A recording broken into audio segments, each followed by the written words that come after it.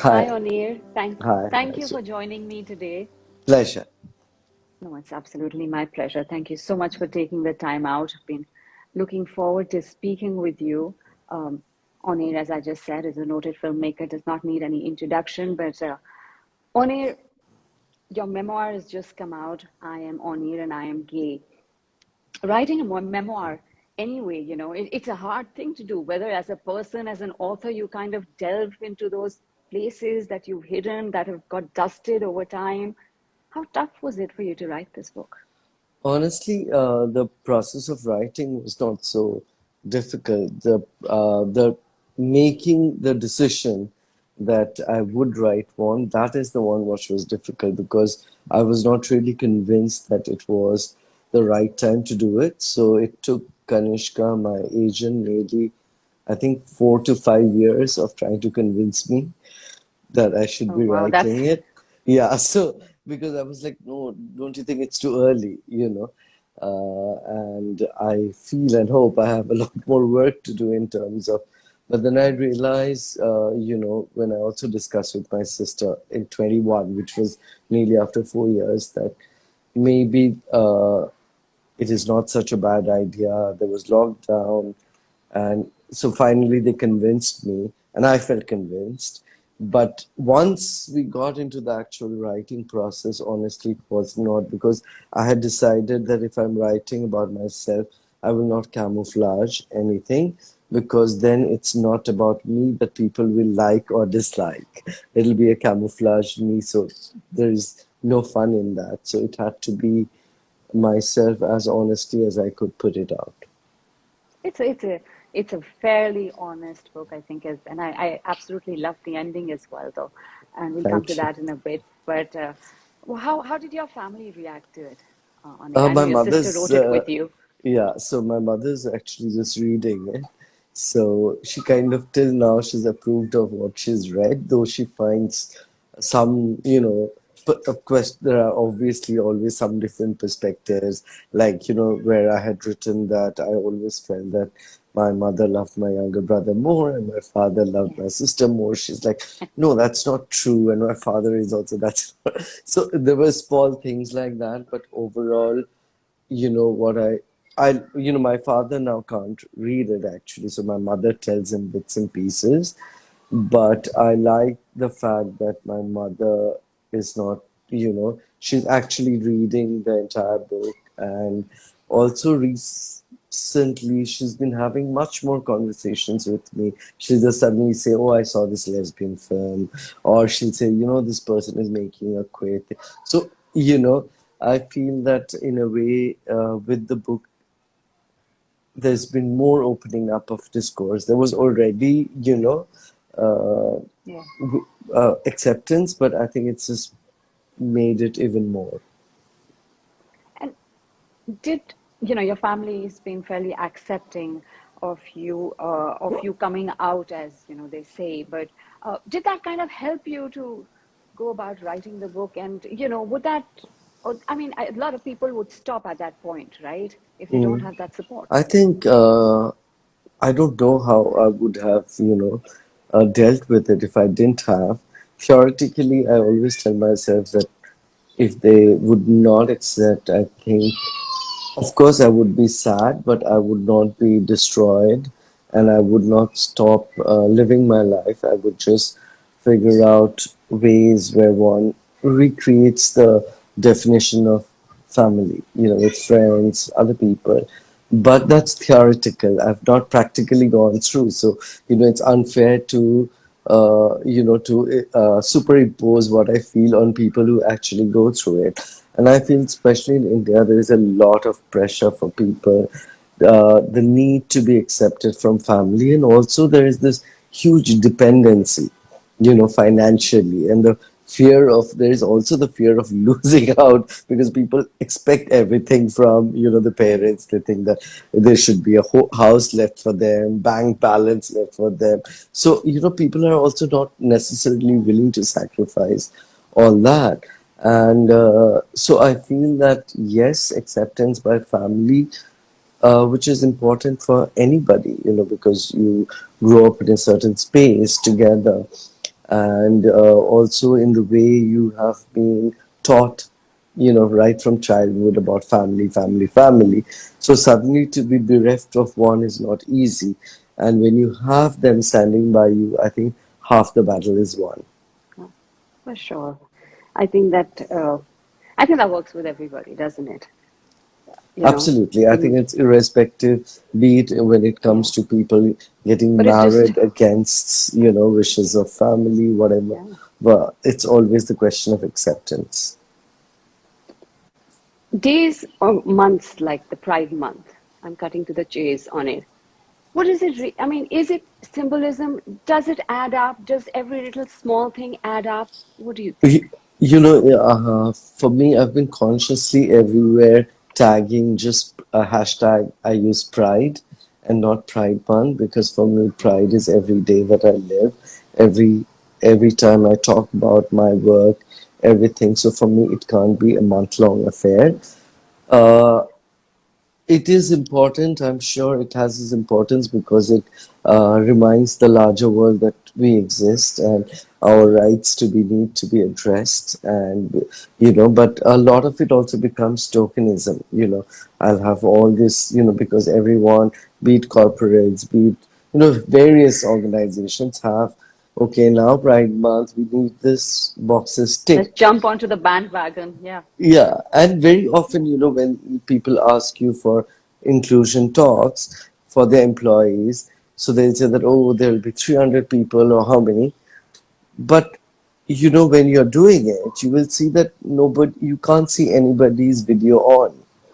So you don't know if people are just logging on to say that, yes, sir, I'm present, but actually they're somewhere else and not really participating. Because when it comes to the Q&A, there will be like much lesser than than you expect from that number of people, you know. And so I feel that there's a lot of tokenism. But having said that, I think it's extremely important. Forget about the rest of the world for us to also constantly remind and celebrate all those people who have contributed to the queer rights, to be in whichever space we are, and also to show our support for all those living in countries where it's still criminalized by law, where people are still, hounded for being who they are. So it is a time to celebrate. It's also a time to, send our support and love to all these people, and also to continue our, activities, our fight for equal rights in our own space. So, where are we in that space currently? We as a society on it have always, whatever it is, we don't like anything that doesn't conform. Whether it is homosexuality or whether it is, children who have a different life, the teenagers today, as opposed to how we had or our parents have had. So there's resistance to everything. So, you've constantly spoken about that equality, and of course, inclusion is, it's a given. But really, where are we? I feel that honestly, it's just been like 4 years since the Supreme Court verdict, but the verdict clearly said that the nation owes an apology to the community for the years and years of discrimination. But Yeah. unfortunately, not even the government agencies or the agencies seem to believe in that. Otherwise they wouldn't be opposing things like marriage rights or adoption rights, or the fact that the people from the community should have the same rights as anyone else to compete and be a part of the forces and serve the nation. So I feel that the true essence of the judgment has not been implemented, nor has it been, nor have we been successful as a society to include gender and sexuality studies in schools, so that young people, it's very, very important for young people to understand the essence of uh, inclusion and diversity. I would still doubt how much of in science, how much of discussion about homosexuality would be, there happening in schools, which would be allowed by parents, because everyone thinks that overnight that kids will maybe turn Yeah. queer. So that fear, Yeah, of course. and that fear is there because you look down. You know, you would not fear if you thought it was something beautiful.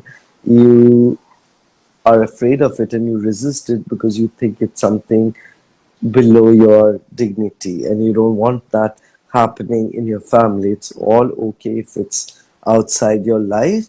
Okay, let them be happy and whatever, but don't come into my space. For sure.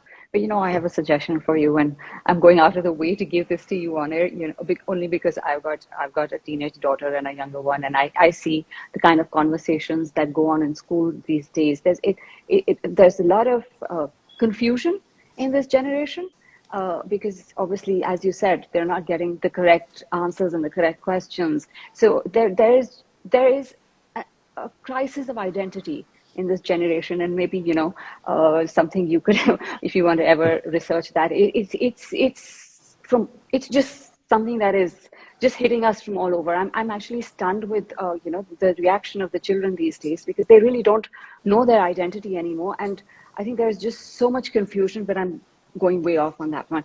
um, your movies have been a journey in themselves. How tough has it been for you in Bollywood to stand? I mean, I've read your book, so I know, but for those listening in, for you to stick to what you want to say. I feel that, it's also a choice that you make. If I have consciously made a decision to make certain kind of films, it would be naive not to expect those difficulties. So for me, when I, come across some hurdles, uh, I just figure out ways to navigate it, because the need to tell those stories is much more than the hurdles. And I feel that kind of it also prompts you to uh, push the envelope constantly in not only the stories that you're telling, but how you tell it, and how you figure out a way to reach to your audience. So everything is constantly kind of experimenting, trying to figure out. And for me, I think despite the hurdles, I feel as a person, I feel extremely happy that coming from Bhutan, from a teacher's family with an only dream of being a filmmaker, I am here. I'm making my films the way I want to, independently, telling the stories I want to tell. And what could be more empowering than that? As an aside, I wanted to read more about your life in Bhutan, and maybe that could be another story someday. It was fascinating. Small towns have that charm. But how often do you want to say, okay, this movie, let me just make it a commercial one, get on with it? Actually, I've never had that. Maybe that's my shortcoming. I Money does not drive me. You know, of course, I want the films to do well, but if a film does not do well on box office, it doesn't break me. What would break me is if I see that the film is not being received as a good film, as something that people cherish. So that is what drives me. What drives me is the fact that, not the fact that, suppose my film I Am has still not recovered, but what drives me the fact that that year it was perhaps one of the smallest budget films. It received 2 national awards. It's traveled to more than 45 countries across the world. It's discussed in universities, different universities across the world, and even after so many years, it's being watched in platforms and celebrated. So for me, I think that is much more, that is what charges me, that is what empowers me, and that is what gives me energy and happiness. And so I've never had this thing that, okay, it's been that, okay, I want to tell stories. It's never been, I want to tell good stories, different stories. Some of them have been, uh, you know, perceived as something that is more commercial. Okay. But for me, it's always been the greed to tell stories that everyone else is not telling. I don't want to just do the formula. I don't want then there is no growth for me as a human being if I'm just, trying to replicate with 10 other people are doing, in terms of sticking to certain narrative pattern, having certain ingredients in the film, which might be against my belief system. Has Bollywood done enough for the community? I don't think so. I feel if we are the largest filmmaking country in the world, and though officially the queer community is just supposed to be, I think, 10% or something, which I'm sure we're much more. If you see the number of films that has happened over the years, is way below that. Is for the largest filmmaking country in the world, we hardly have a couple of films coming up. Some tokenism in terms of, yeah, there are few, of course, important and good work, but one needs much more, and that also mostly these stories are also told from a very heteronormative gauge, so it is almost to, it's also again about eyeballs and box office. So what pleases the larger heteronormative world, that okay, this much of their story is okay, beyond that is too much. Why do they have to show Yes, desire? Why do they have to show that they also have, physical intimacy, and intimacy. so I feel there is lots of these walls that Bollywood does not feel comfortable breaking nor celebrating. I mean, if you look at Oscars year after year, every year they celebrate the minorities, be it sexuality, color, ethnicity, But I don't think the Hindi film industry does enough in that space. Or does activism at all, actually, in a way? Absolutely, yeah, yeah. Um, OTT platforms, will they change the game? I don't think majorly. There was always, that same, when the multiplexes came, we all independent filmmakers thought, oh my God, it's going to change things for us. And now there's multiple screens, so maybe one screen will be dedicated to us, but very soon all the screens were taken up by the bigger players. And I feel with platforms also, ultimately, just like with cinema, everything is about box office. With platforms, primarily what drives them is eyeballs and more subscriptions. There are always exceptions. So exceptions have been there in cinema, exceptions have been there on television, but exceptions are not then usually they are like one of, suddenly one you'll see something, but that is not the agenda. Inclusion, diversity, and the need to also tell stories, which is not necessarily for eyeballs. That, they also need some tick marks, but it does not come from within. you know so because there are not enough people from the community making decisions, just like people today are talking about women deciding, everywhere, empower the need to empower women about not just narrative, everything, so the more there are women present in these spaces, you will see much more authentic or respectful, significant narratives which tell stories about women, and also from the feminine gaze. It's not just about watching women, but also looking at the world, looking at society, looking at men from feminine gaze. Similarly, there is the queer gaze. And I feel unless people from the community are empowered to tell their stories and be a part of decision making, things will not see significant change.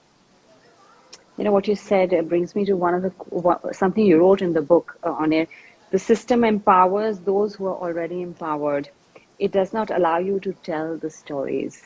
And I think this is pretty much what you kind of summed it up here. Yeah, It's, it absolutely. I is, feel that every time I'm trying to approach with something that I really want to do, and I feel that that is also going to really move the community. Suppose something like this book that I did, if well, I don't mean the book as a, but if something like this, I would come to a OTT with similar stories, they would not touch it, you know, because it's too queer for them, or not. They are too. Uh, they're all taking baby steps, whereas I've lived my life. So I feel that there lies the problem. You also say that, uh, living on the fringe. Do you still think you're living on the fringe? Yes, I think so in various ways.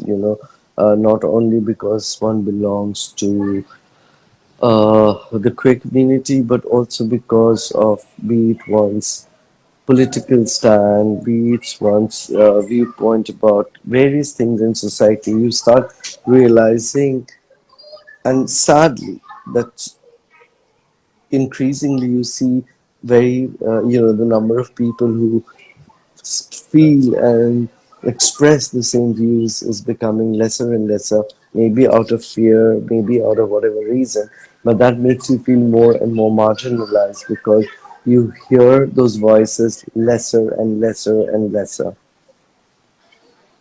So, in this environment, the environment that you speak about, the environment I know that you're speaking about, is it even tougher now for the young people to come out? That I is feel, the there is, it's yes and no again. Uh, One of the big things, despite all the hurdles, is the fact that the community is no longer criminalized by law. That's a big thing. But because of the society not having moved so much, I feel that there is a lot of resistance. There is a lot. Awareness also brings resistance. It's not just the positive.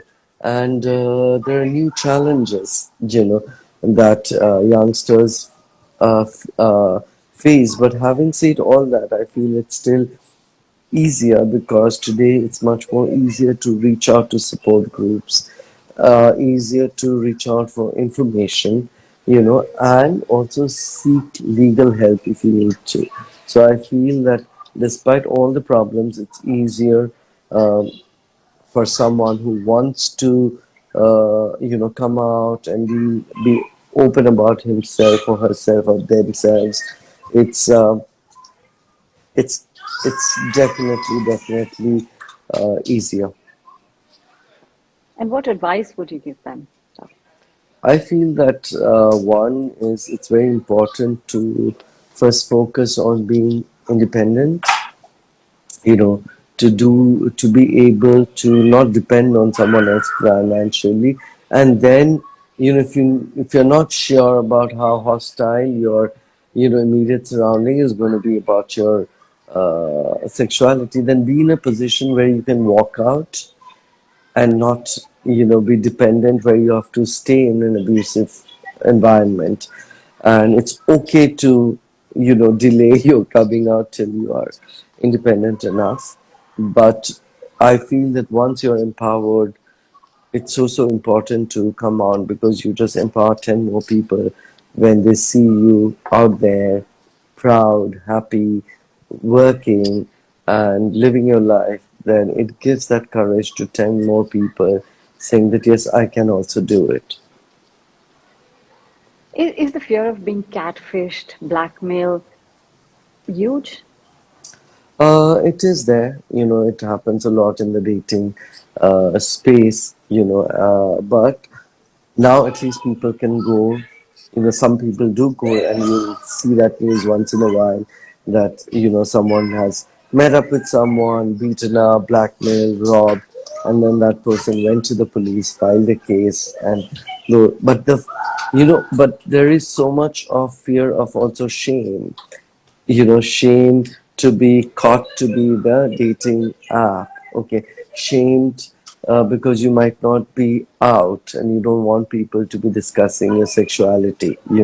And that was one of the reasons why I also wanted to write those chapters about, you know, dating through the internet and going out and exploring my life, because there's too much of shame attached to the act. And I thought that maybe writing about all this also tells people that no, this is nothing to be ashamed of. You're just claiming your desire, which is absolutely okay.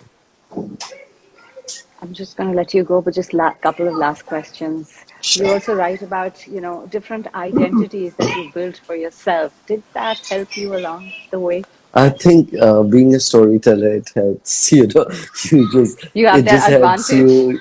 you. Yeah, so I feel that it kind of helped me. It was so much of storytelling. I think that's where the filmmaker in me was working. So it would kind of also give me material for stories, and at the same time, it was fun because I was also I was distancing myself from myself. It was almost like watching myself as another entity, but that was me too. So I think it was a lot of fun doing that.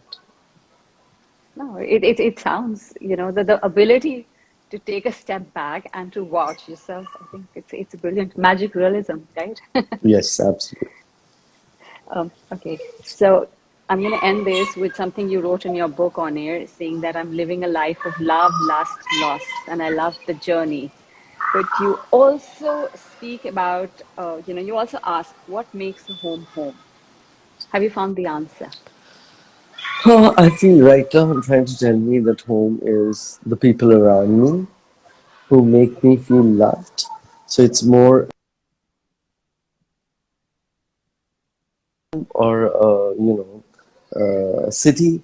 It's more the people who are around me, who make it home, be it in Berlin or in Mumbai or in Kolkata or in Kashmir. So I feel that it's people, and I feel that that is what relationships is home for me. Beautiful. And I honestly think you were too young to have written a memoir. So, and with that ending, which is fairly open-ended, I think there is a sequel that can easily come out in some years. But Inshallah. on it, inshallah.